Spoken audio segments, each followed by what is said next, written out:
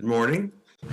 My 네, name is Robert 안녕하세요. Hoffman. 로버트 Today, we talk to 모펫입니다. our professor of economics, 크루거 Joel 아이젠하워 Buckley in our School of 경제학과 Public Health at Johns Hopkins 교수입니다. University 미국 in Baltimore, 메릴랜드 Maryland, in the 볼티모르에 USA. 있는 You 존 can see from my 홉킨스 background here, it's a beautiful 대학교의 campus. I've 공중보건 been here about 교수이기도 25 years. 합니다. 제 I've enjoyed 배경에 the 나와 있듯이 campus 아름다운 and the 캠퍼스이고요. faculty here, outstanding 25년간 본 institution, and 대학에서 happy to say 교편을 we have 잡으며 many 저희 faculty 캠퍼스와 and 또 저희 excellent graduate students throughout. 교수진들과 즐거운 시간을 I've learned 보내고 a great deal 있으며 about them from 아울러서 my 훌륭한 colleagues and from my 한국의 students. So I'm 대학원생들 very 그리고 happy to be 교수진들을 here to 통해서 talk today 한국에 대해서 as a 많이 Seoul 알아가고 National 있습니다. for Income, 그런 Safety 측면에서 Income 저는 오늘 2022 2022 and 서울국제 particularly 안심 about the 소득 Seoul Safety 포럼에서 Income Program, a 여러분과 very exciting 함께 program. And I'm 서울의 going to talk to 시의 you about 안심소득 시범 my 사업에 대해서 말씀을 드릴 수 있게 되어 views 매우 기쁘게 on 생각합니다. executive income 저는 tax, 오늘 on 여러분에게 programs which will share some 부의 similarities to 소득세에 the 대한 저의 시각을 설명을 드릴 SSIP, 텐데요. the 이 Seoul 부의 Safety Income 소득세의 Program in Korea. 경우에는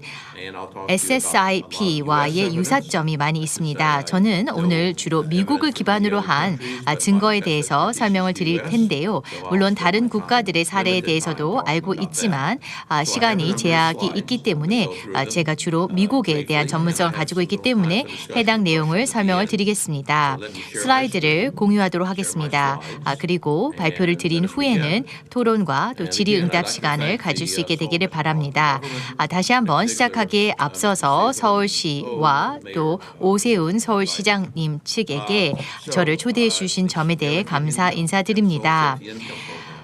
소득 보장 그리고 서울의 안심소득 시범 사업에 대해서 설명을 드릴 것이고요.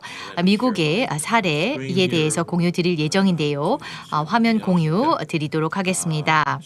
도입부는 바로 보장소득에 대한 내용으로서 제가 프로그램을 보니 보장소득 전문가 분들께서 많이 참여하고 계시기 때문에 제가 이 보장소득의 긴 역사에 대해서 설명을 드리지는 않겠습니다. 수백 년으로 거슬러 올라가죠. 미국에서 이 보장소득에 대한 논의가 진지하게 이루어진 것은 50년 전이며 물론 그 전부터 논의는 많이 있었습니다. 그리고 그 인기가 부침이 있었는데 미국을 비롯한 세계에서 이 보장소득과 관련해서 관심이 새로이 부상되고 있기 때문에 지금 이에 대한 논의를 하기에 적기라고 생각합니다. 네 가지 사안에 대해서 설명을 드리겠습니다.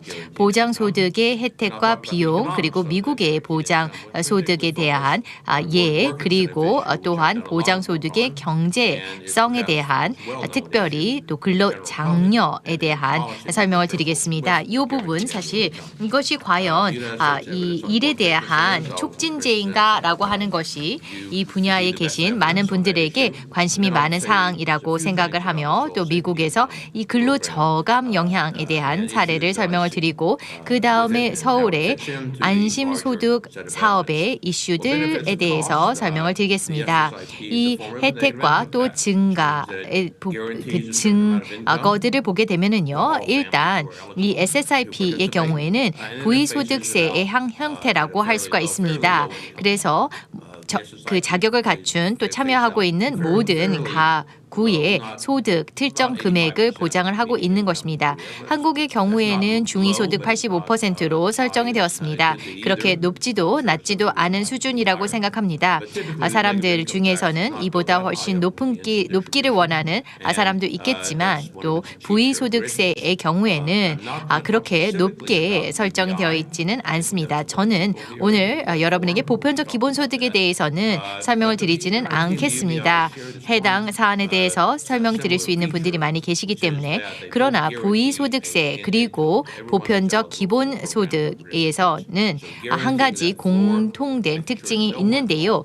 소득이 보장이 되고 어떠한 최저선은 보장을 하고 있고 그 선 아래로 사람들이 떨어지지 않도록 하고 있다라는 것이 두 제도의 공통점이라고 할 수 있는데요. 그러면은 이러한 사회복지 정책들에 어떠한 혜택이 있는지를 보게 되면은 그 혜택들은 여러분들도 잘 아시겠지만 사실 저소득층 그리고 사회적 약자 가정의 경우에는 의식주와 기타 삶의 기초적인 필요 또 기본적인 것을 충족하기 위해서 고군분투하고 있다는 것입니다. 생계 유지를 위해서 매일매일 어려움을 겪고 있는데요. 만약 이들에게 더 많은 소득을 제공해 준다라고 하면은 해당 소득을 다양한 방법으로 사용할 수 있게 될 것입니다.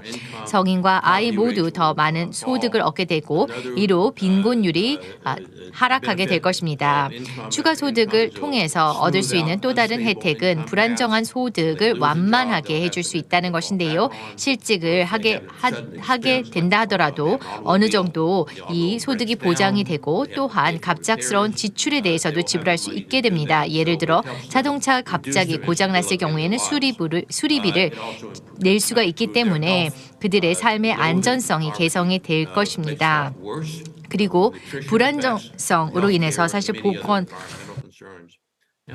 건강상의 악영향이 있는데 만약에 빈곤을 겪게 될 경우에는 영향이 있고요. 그 다음에 그런데 만약에 이들이 이런 기본소득을 활용을 한다라면은 여러 가지 장점이 있고 장기적인 영향들도 있습니다. 저소득층 가정들은 교육을 이어나갈 수도 있고 또한 더 나은 일자리를 얻기 위해서 이사할 수도 있으며 훈련을 받게 될 수도 있습니다. 그리고 또한 소득이 있을 경우에는 아이들에게도 장기적인 혜택이 있을 수가 있습니다. 빈곤 가정, 아동은 그렇지 않은 가정에 비해서 미래에 대한 결과가 좋지 않다라는 것은 널리 알려져 있습니다. 그리고 또한 이 보험 효과에 대해서 보도록 하겠습니다.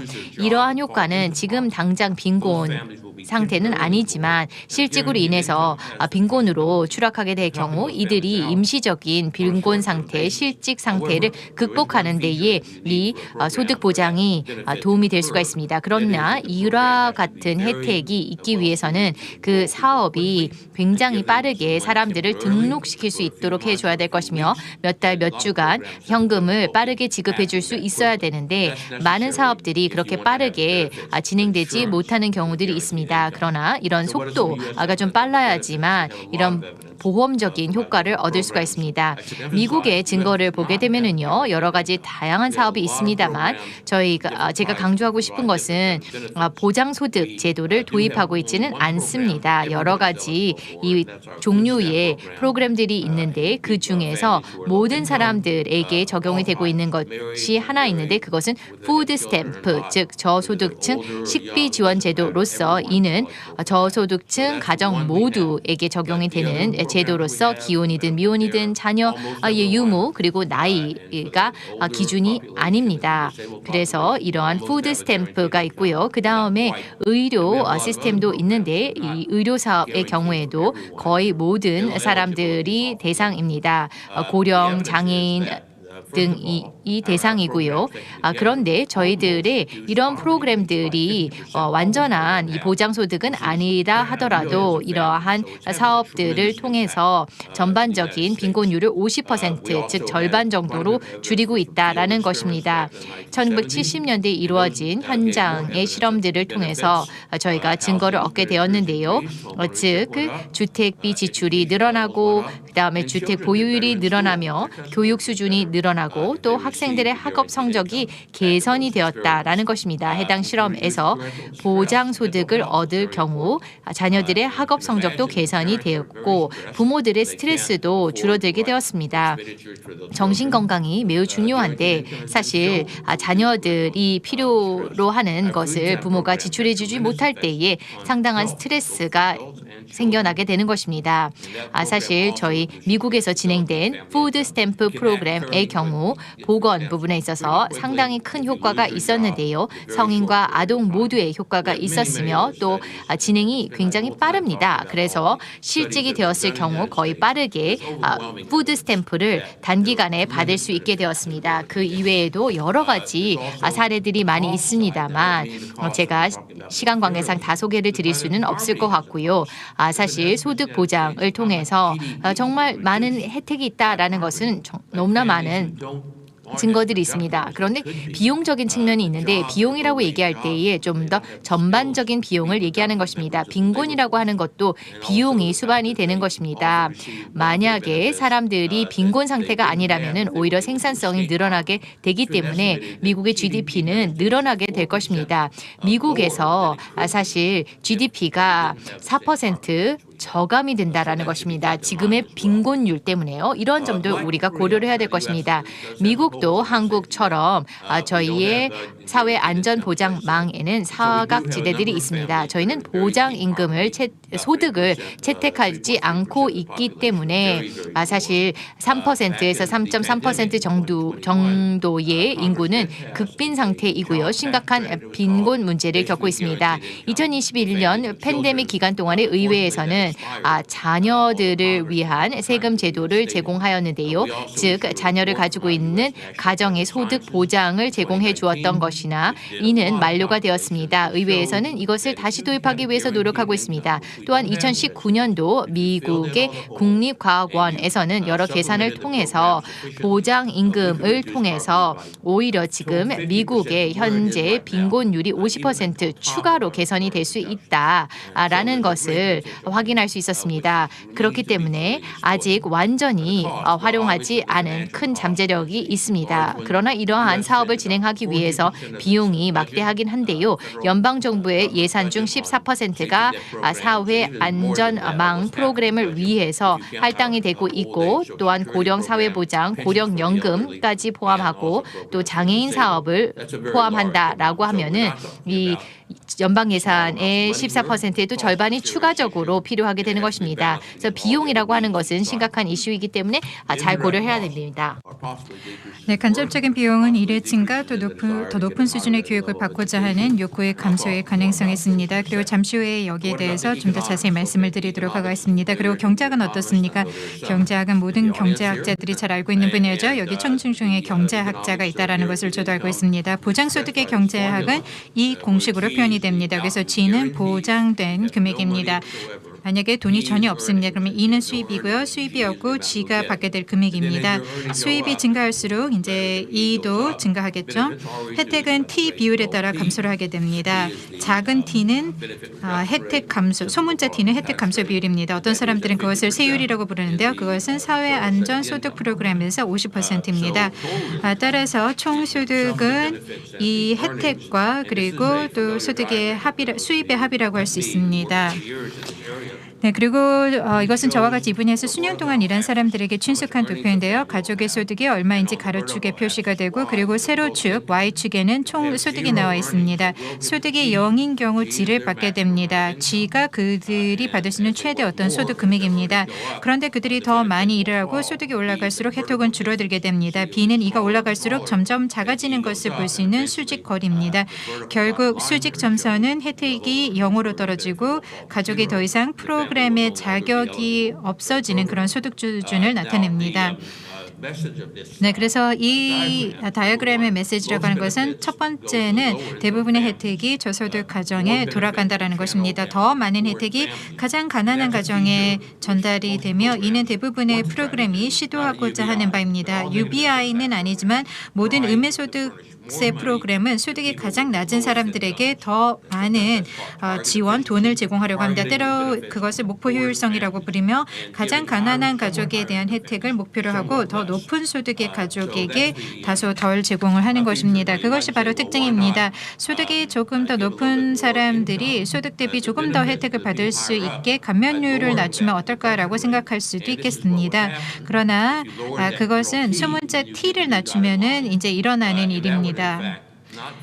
그러면은 새로운 점선이 표시가 되고 실제로 혜택이 너무 빨리 단계적으로 사라지지 않으므로 소득이 더 높은 사람들도 혜택을 볼 수가 있습니다. 그것의 비용 측면은 더 많은 사람들이 프로그램 수급 자격이 생긴다라는 것입니다. 그리고 가로축에는 이제 프로그램에 참여할 수 있는 소득의 범위가 여기 이제 표시가 되어 있습니다. 이것을 저희가 철의 삼각 문자라고 하는데요. 보장 수준, 최소 소득에 대한 최대 혜택, 그리고 소문자 T와 비용 사이에 어떻게 보면 그 절충안과 관련된 것입니다. 높은 G를 갖고 싶고 수입이 전혀 없는 사람들에게 항상 좋은 생활 수준을 제공하고 싶죠. 질을 매우 높게 가져가되 T는 매우 낮게 가져가면은 그 프로그램이 비용이 아주 많이 드는 프로그램입니다. 이 요소들은 서로 비교 평가해야 합니다. 이 문제는 진정한 해결책이 없습니다. 그래서 이 여러 가지 요소의 균형을 저희가 찾아야 되겠죠. G와 그리고 또 T 비용을 고려해서 내가 가장 받아들이기 좋은 안을 찾아야 된다라고 말씀을 드릴 수 있겠습니다. 그리고 사회가 이것을 해야 하고요. 그리고 또 정부가 이것을 결정을 해야 됩니다. 그래서 한 국가의 국민이 그 균형을 어떤 식으로 이루고 싶은지를 결정을 해야 됩니다. 여기 이제 여러 프로그램에 대해서 정리를 해봤는데요. 다른 많은 프로그램 위에 새 프로그램을 추가할 때마다 기존 프로그램에는 이미 근로세율이 포함되어 있으므로 매우 주의를 해야 됩니다. 그리고 이러한 프로그램이 상호작용하면 즉각적으로 드러나지 않을 수 있는 어떤 추가 상세 효과가 발생할 수 있습니다. 저는 이 방정식을 여기서 다루지는 않겠습니다만 제 발표 자료에 포함이 되어 있어서 나중에 참고해 주시기 바랍니다. 미국으로부터의 근로 유인에 대한 증거는 무엇이 있을까요? 우리가 가지고 있는 가장 좋은 것은 1970년대 했었던 의무소득세 실험 관련 현장 실험에서 나온 결과입니다. 근무 시간이 조금 줄었다라는 것을 여기 볼 수가 있는데요. 주로 사용했던 기준이 이제 근로 시간이었습니다.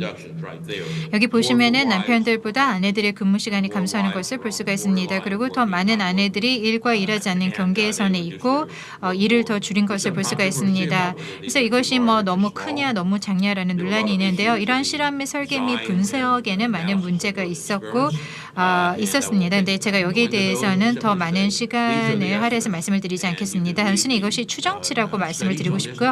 이것에 대한 연구를 읽고 그것이 과장된 것인지 아닌지는 여러분 판단에 맡기겠습니다.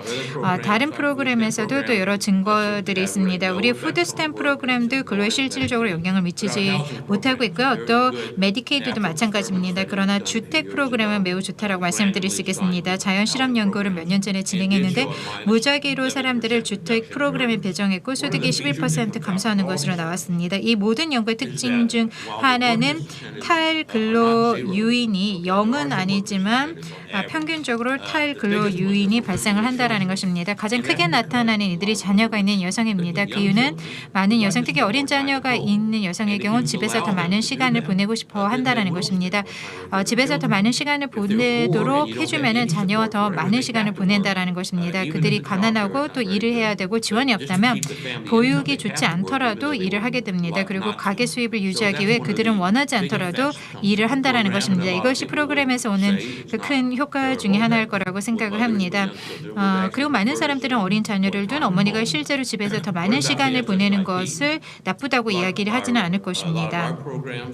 그렇다면 SSIP는 어떤가? 많은 프로그램들이 있지만은 사실 이 프로그램들 보게 되면은 구멍이 있는 그런 안전망이라고 할 수 있겠습니다. 그래서 다른 사업 프로그램에서 이런 이제 구멍들을 메꿔야 되겠죠. 국민기초생활보장제도도 있지만 수급 요건이 매우 까다롭고 또 이 수급 기준이 매우 높습니다. 그래서 소득을 보면 가장 빈곤한 계층, 제가 어디에서 통계를 봤는데 한국의 가장 빈곤한 가정의 41%, 즉 가장 소득 수준이 낮고 가장 자산이 없는 41%만이 국민기초생활보장제도의 혜택을 받는다고 들었습니다.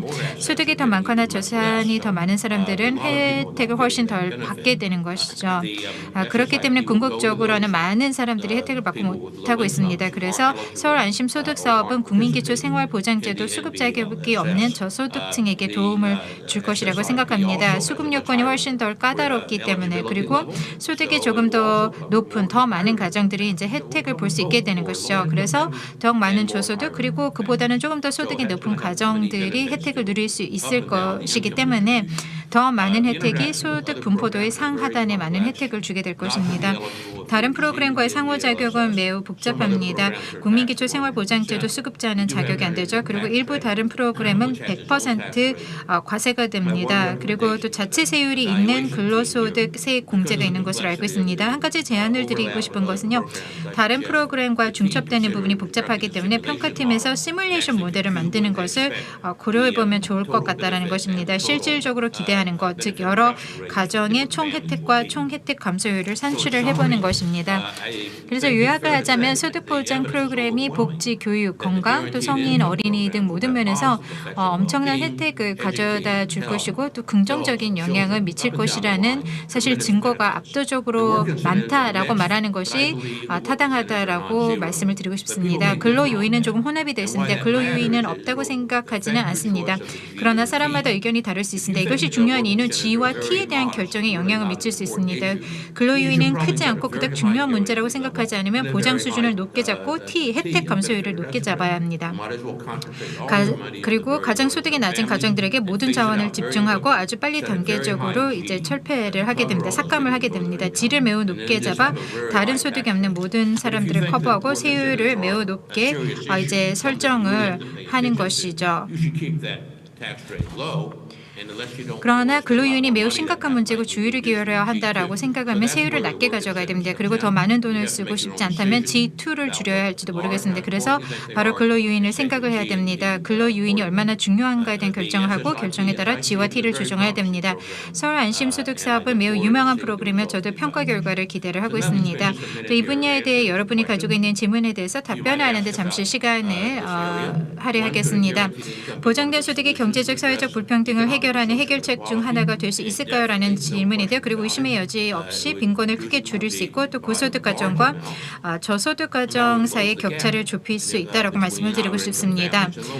또한 소득을 받는 가족의 소득을 증가시키고 또 교육에 있어서 매우 유익한 또 가시적인 효과를 가져올 수 있다라고 말씀을 드릴 수 있겠습니다. 두 번째 질문은 이러한 움직임이 미국의 복지, 사회 안전 정책에 영향을 미쳤는가인데요. 지금은 소득 보장이 없다고 방금은 설명을 드렸지만 움직임은 분명히 있습니다. 그리고 매우 두드러지게 나타나고 있습니다. 제가 말씀을 드렸듯이 2021년에 아이들을 위한 소득 보장 법안을 통과시키는 데 성공을 했습니다. 그런데 이제 법안 기한이 만료가 되었고요. 현재 미국 의회에서 이를 재도입하려는 많은 노력이 있습니다. 그리고 이 움직임은 매우 강력합니다. 현재 미국과 또 많은 도시에서 또 시장들 사이에서 매우 강력한 그런 움직임, 운동이 일어나고 있습니다. 시범소득 보장을 테스트하고 있고 또 제가 봤을 때는 일반적으로 적절한 그런 평가 방법을 활용들을 하고 있습니다. 그리고 현재 지역 수준에서 많은 좋은 증거들이 나오고 있습니다. 그리고 마지막으로 성공적인 이행을 위한 권장사항은 무엇입니까? 라는 질문인데요. 핵심 요소는 무엇입니까? 라는 질문인데 우선 혜택 수준이 정확히 얼마인지 세율이 비용이 어떻게 될지 미리 계산하는 것만큼 좋은 것은 없다라는 것입니다. 생각하지 못한 결과를 얻고 싶지 않죠. 그래서 이미 많은 것들이 산출되어 있고 계산이 되어 있지만 저희가 결과에 대비하는 것은 바로 이러한 것들을 미리 산출하는 것이라고 생각을 합니다. 마지막으로 말씀드리고 싶은 점은요. 제가 아직 언급하지 않은 것인데요. 미국에는 저소득 가정들이 직면한 문제들을 도와줘야 한다라는 많은 증거가 있다라는 것입니다. 개인적인 지원도 해주고 상담도 해주고 또 이러한 가정들이 스스로의 상황을 이해할 수 있도록 도와줘야 된다라는 것입니다. 그래서 단지 그들에게 프로그램을 일방적으로 제공하는 것이 아닙니다. 그들이 그냥 이해하도록 기다리는 것을 의미하지 않습니다. 이 저소득 가정들이 이해하지 못할 것입니다. 많은 사람들이 사실 이런 프로그램들을 이해하지 못합니다. 그래서 그들이 어떻게 해야 될지 모르죠. 그래서 개인적인 도움도 필요로 하고 있습니다. 그래서 정보를 제공하고 가족들이 프로그램을 이해하도록 돕고 등록을 돕는 정보기관이 필요하다는 것입니다. 그래서 새로운 정보 프로그램의 성공을 위한 핵심 요소라는 것을 저는 강조를 하고 싶습니다. 이렇게 발표를 할 수 있는 기회를 주셔서 감사합니다. 제가 직접 참석하지 못해서 저도 아쉬운데요. 오늘 굉장히 활발하고도 유익한 토론이 있을 거라고 기대를 하겠습니다. 그리고 컨퍼런스에서 논의된 내용 관련 보고서와 그리고 또 점차 발전하는 SSIP의 미래에 대해서 더 많은 소식을 듣기를 바랍니다. 감사합니다.